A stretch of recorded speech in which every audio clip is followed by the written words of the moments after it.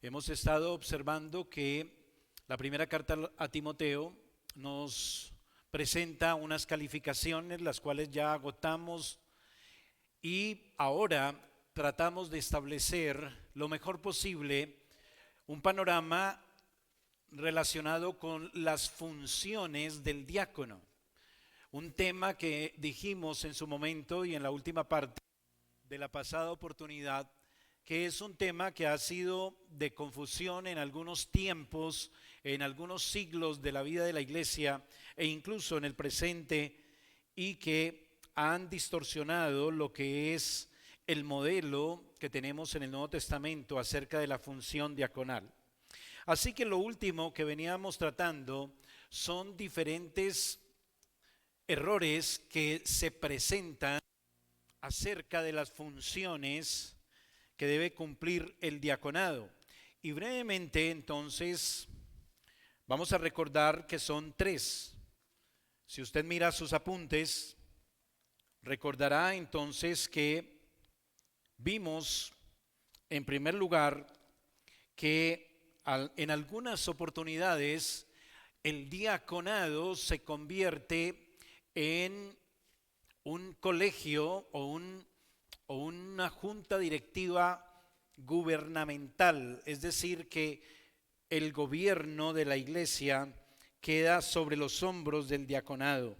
El diaconado se convierte en una junta gobernante y eso entonces los lleva a asumir diversas responsabilidades, como presentar ante la congregación los que van a ser pastores y encomendarles entonces ese trabajo, nombrarlos en un sentido, como mínimo postularlos, y ellos son quienes los escogen, quienes hacen la entrevista y luego los presentan a la iglesia.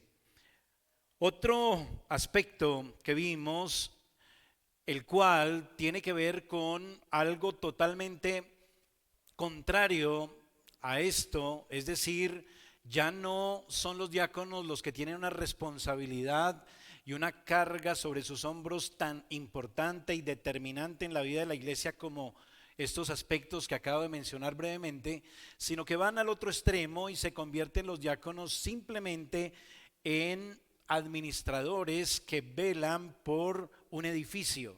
Son los encargados de el mantenimiento y velar porque los bienes de la iglesia se encuentren en buena condición.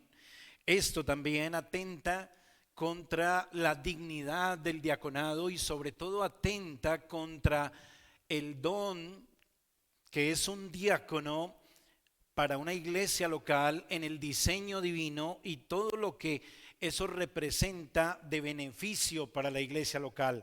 Un diácono que realmente es un ministro de misericordia deja de serlo para convertirse simplemente en un hombre que administra un edificio o un hombre que hace mantenimiento a los bienes materiales de la iglesia. Y por último dijimos que también puede existir la posibilidad de ver en el diaconado una función múltiple.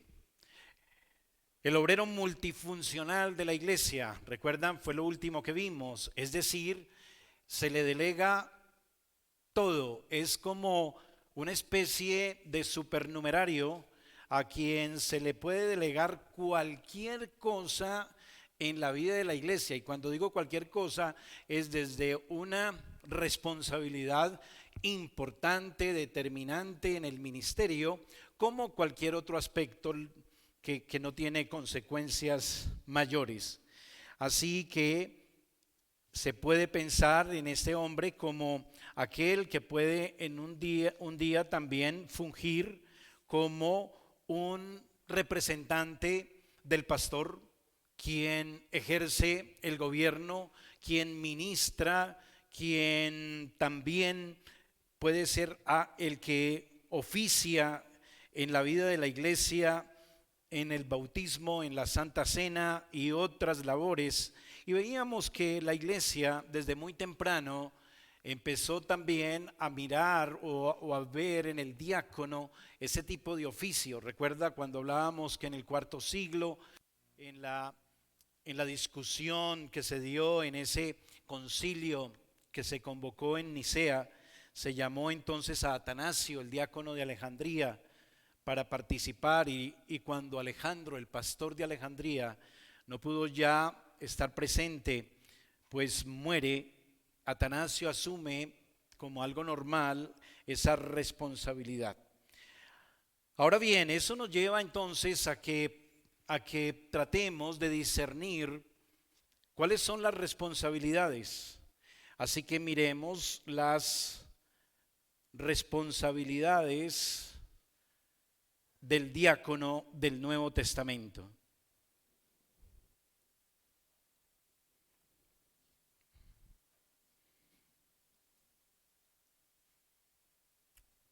Volviendo a Hechos capítulo 6, versículo 4, después de un enfático pronunciamiento de parte de los apóstoles en cuanto a que no era justo que ellos ocuparan su tiempo y dejaran de enfocarse en sus prioridades, que en el contexto son claramente definidas como la palabra y la oración. Dice entonces el versículo 4, y nosotros persistiremos en la oración y en el ministerio de la palabra. ¿Sí lo ven allí en su Biblia?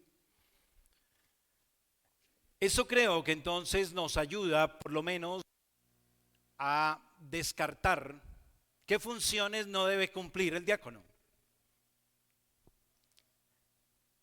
Pero no nos dice cuáles sí son las que debe cumplir. Quisiera entonces que poco a poco meditemos en esto para mirar una correcta inferencia de esas responsabilidades del diácono del Nuevo Testamento. Permítame insistir en que aquí cuando dice el versículo 4, nosotros persistiremos, la palabra persistir connota una resolución firme a cierta acción. Eso es lo que significa el término persistir, una resolución firme a cierta acción. Así que los apóstoles se hallan en el camino correcto, es decir, ellos están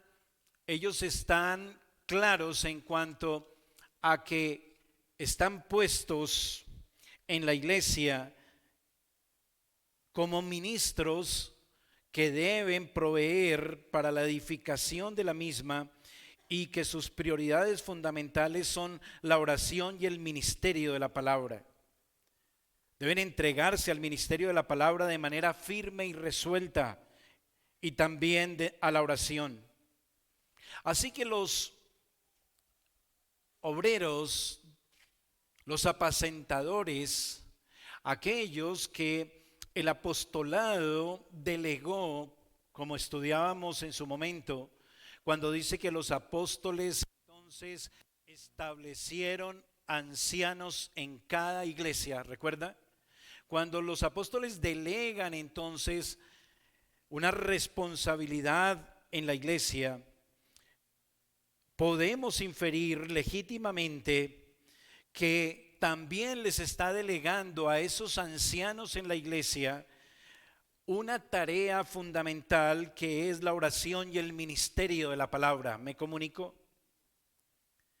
Los apacentadores, los ancianos, los pastores, los obispos de los que hemos hablado, fácilmente se podrían desviar de estas labores fundamentales y ocuparse en diversidad de asuntos que surgen en la vida normal de una iglesia local y que exige tiempo y energía.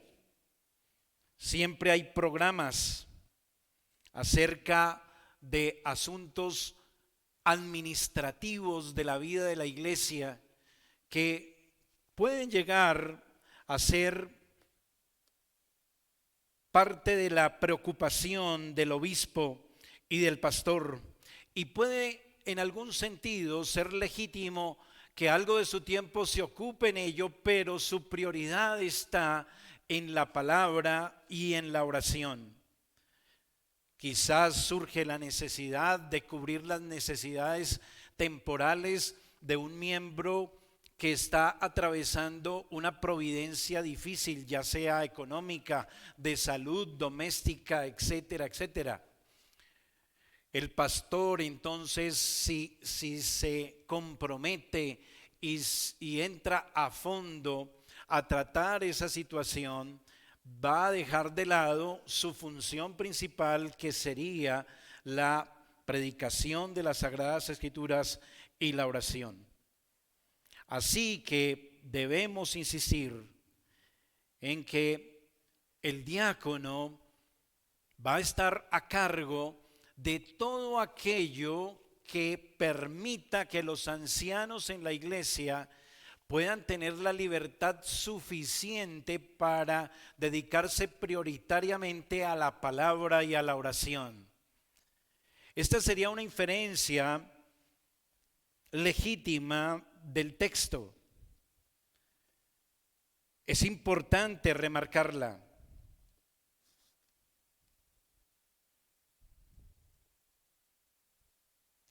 Pasajes como Hechos, capítulo 6, que hemos mirado y que estamos ahorita considerando, y también Primera de Timoteo que vimos, capítulo 3, verso 8 al 13, nos indican que quienes ejercen el diaconado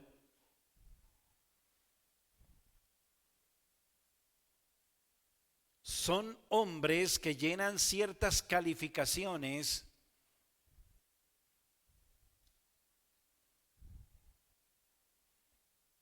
y que van a ganar gran confianza en la vida de la iglesia,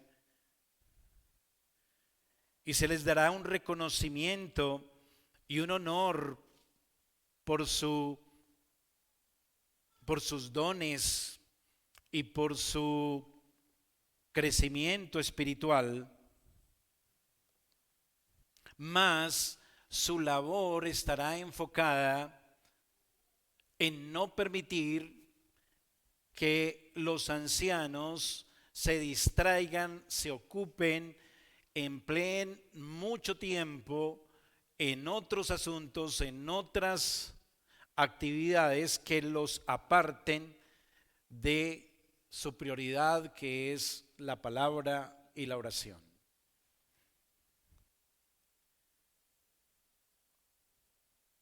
Por eso, la mejor forma de describir al diácono es como un ministro de misericordia.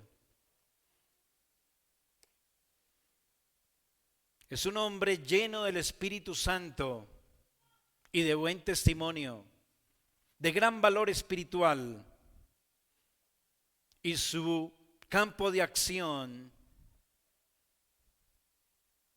se limita a proveer para cubrir muchas necesidades que surjan en la vida de la iglesia y liberar a los ancianos de todo lo que los pueda distraer de su función principal, la palabra y la oración. De Hechos 6, 1 al 6, podemos derivar que los diáconos atienden a las necesidades de caridad de la iglesia de una manera muy legítima, ¿no? Pues ya sabemos qué sucedía en Jerusalén, el problema que había con las viudas, la necesidad de atenderlas de forma equitativa, etcétera, etcétera. La frase, la distribución diaria, implica una administración regular de ciertos recursos de la iglesia para cubrir ciertas necesidades de algunos miembros de la iglesia local. Así que su trabajo como administradores Es algo que debemos nosotros anotar aquí como parte de su función. Ellos deben hacerse cargo de la distribución diaria, hablando de los hermanos que se eligieron en Jerusalén en el siglo primero. Así que deben tomar recursos, deben administrarlos, deben distribuirlos. Esa es una tarea que hace parte de sus funciones.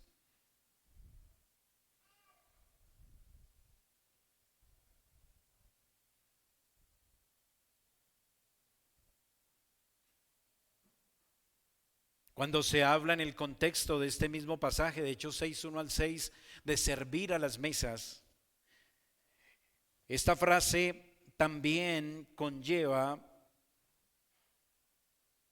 el sustento a los necesitados.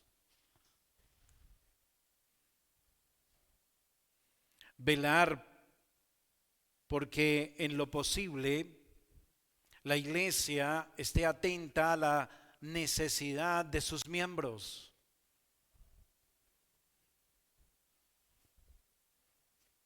Y permítame remarcar aquí que es la necesidad de los miembros de la iglesia su prioridad, no la necesidad de todos los pobres en el mundo entero.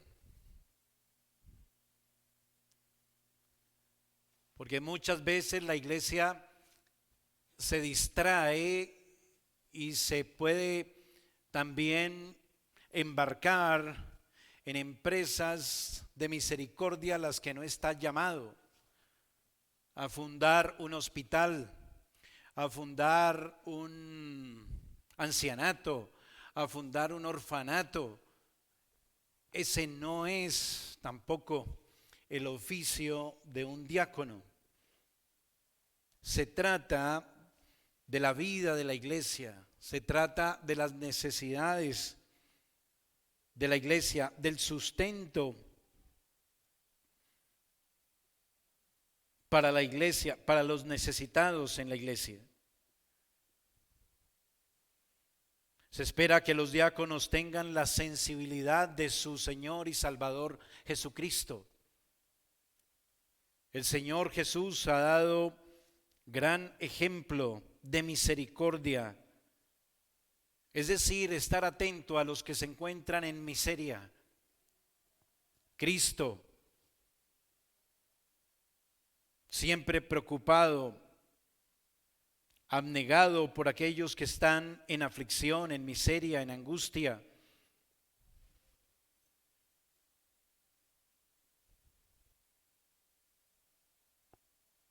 Así que ahí tenemos una buena directriz en cuanto a las funciones del diácono, pues dice el contexto: encarguemos de este trabajo a esos hombres.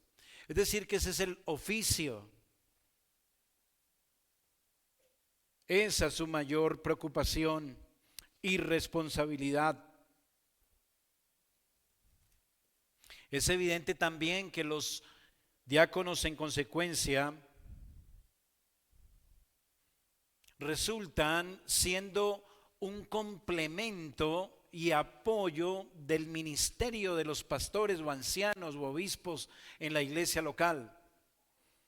Es complemento, apoyo y ayuda del anciano, del pastor de la iglesia local, no en ese sentido que vimos en los errores más comunes, en que el diácono entonces asume ciertos oficios del pastor.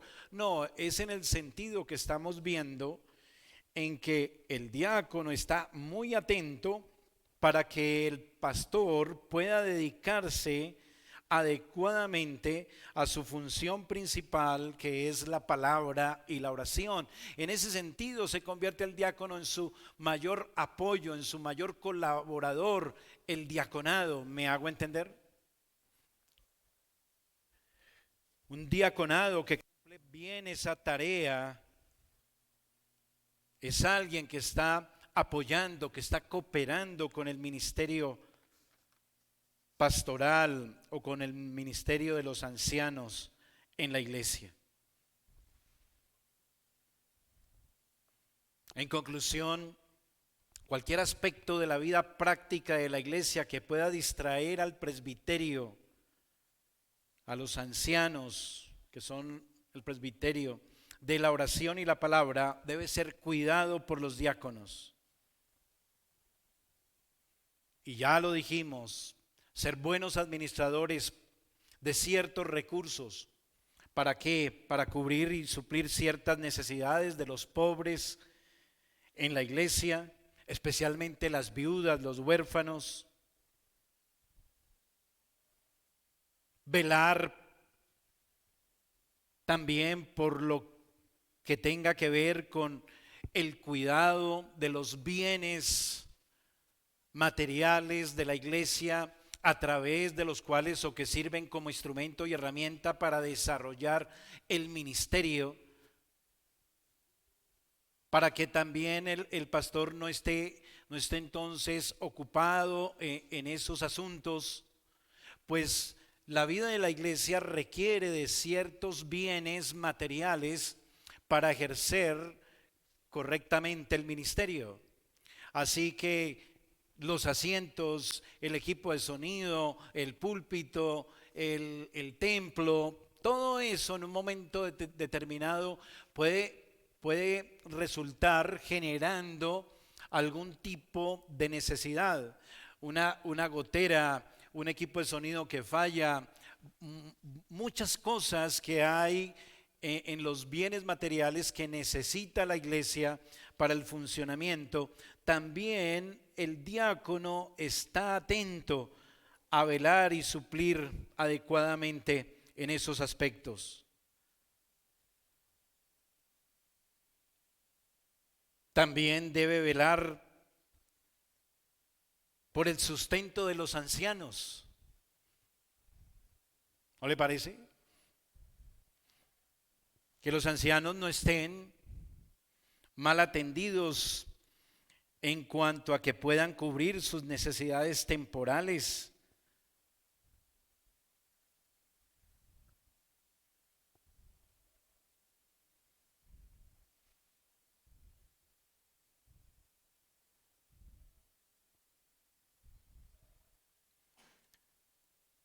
Así que al realizar esas tareas, los diáconos son de gran valor y de gran honor y confianza en la vida de la iglesia. Lo realizan como una delegación de autoridad de parte del Señor a través de los ancianos.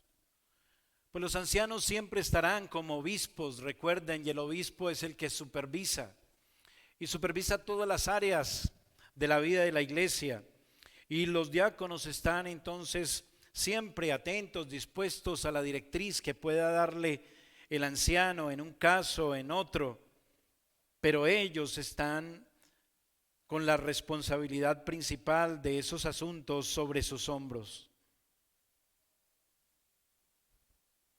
Eso es lo que nos presenta el modelo del Nuevo Testamento.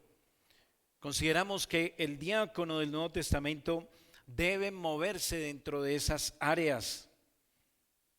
Sus funciones sí se convierten en funciones múltiples, pero siempre en ese espíritu de el diseño de Dios para su iglesia, de estar alineados con lo que es el modelo que Dios tiene en la palabra en cuanto a la iglesia local y su funcionamiento.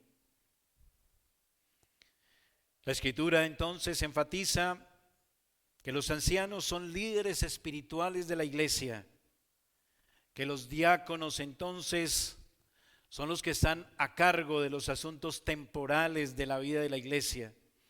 Y en esas esferas entonces se mueve cada uno de los hombres que están llamados a ejercer esos ministerios. Y buscan hacerlo con idoneidad. Deben hacerlo con sencillez, deben hacerlo como para el Señor. Y eso garantiza entonces que la iglesia pueda gozar de paz, pueda gozar de tranquilidad y pueda gozar también de un buen aprovechamiento de los dones que el Señor da a la iglesia. Y cuando digo dones que Dios da a la iglesia, me refiero a los recursos humanos que Dios da. Esos dones que Dios ha puesto en varones para que ejerzan un ministerio, hombres que Dios en su gracia dota de capacidades, dota de carácter, dota de habilidades para ejercer un ministerio, ya sea como anciano o ya sea como diácono.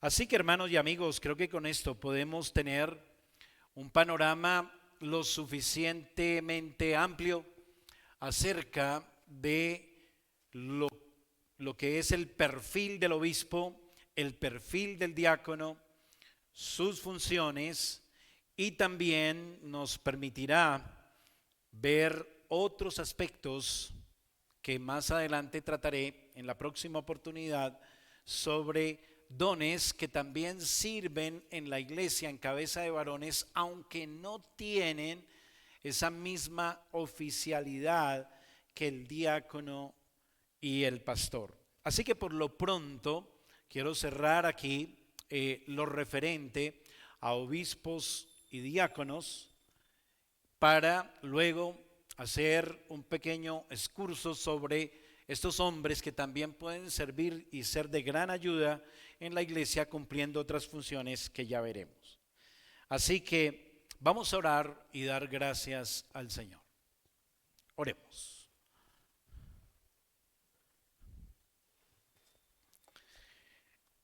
Padre bueno, queremos agradecerte el que nos hayas permitido tener la oportunidad de revisar estos aspectos tan importantes, fundamentales para la vida de la iglesia.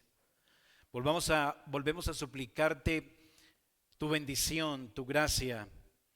Tu palabra nos dice que es por tu Hijo Jesucristo que se dan dones a la iglesia para la edificación del cuerpo de Cristo. Señor, te rogamos entonces, sigue operando de esa manera en nuestra iglesia local.